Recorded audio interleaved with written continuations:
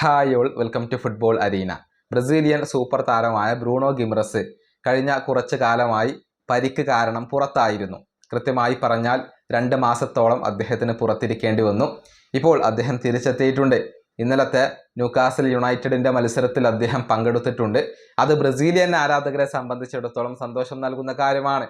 World കപ്പിന് മുന്നേ Bruno ഗിമറസ് fitness വീണ്ടെടുത്തുകൊണ്ട് ഇപ്പോൾ കളിക്കളത്തിലേക്ക് തിരിച്ചെത്തിയിരിക്കുന്നു എന്നുള്ളത് ശുഭകരമായ ഒരു വാർത്തയാണ്.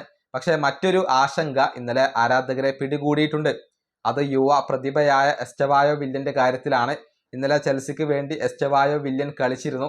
പക്ഷേ അദ്ദേഹത്തിന് പിൻവാങ്ങേണ്ടി വന്നു. അതായത് പരിക്ക് തന്നെയാണ് അദ്ദേഹത്തെ അലട്ടുന്നത്.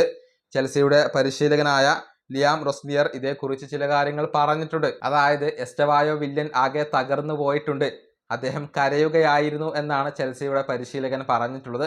അദ്ദേഹത്തിൻ്റെ വാക്കുകൾ ഇങ്ങനെയാണ്: അവൻ പൂർണ്ണമായും ഇപ്പോൾ തകർന്നു പോയിട്ടുണ്ട്.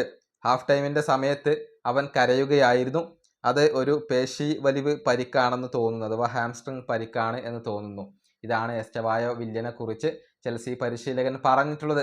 പരിക്ക് സമീപകാലത്ത് വില്യനെ ഇപ്പോൾ അലട്ടുന്നുണ്ട്. കഴിഞ്ഞ ഇന്റർനാഷണൽ ബ്രേക്കിലെ ബ്രസീലിൻ്റെ മത്സരങ്ങൾ കളിക്കാൻ എസ്റ്റവായോ വില്യന് സാധിച്ചിരുന്നില്ല. അതിന് പിന്നാലെയാണ് പരിക്ക് വീണ്ടും അദ്ദേഹത്തെ പിടികൂടിയിട്ടുള്ളത്. വേൾഡ് കപ്പ് അദ്ദേഹത്തിന് നഷ്ടമാകുമോ എന്ന ആശങ്ക ഇപ്പോൾ ബ്രസീലിയൻ ആരാധകർക്കിടയിൽ നിലനിൽക്കുന്നുണ്ട്. ഈ വീഡിയോ അവസാനിപ്പിക്കുന്നു. അടുത്തൊരു വീണ്ടും കാണാം.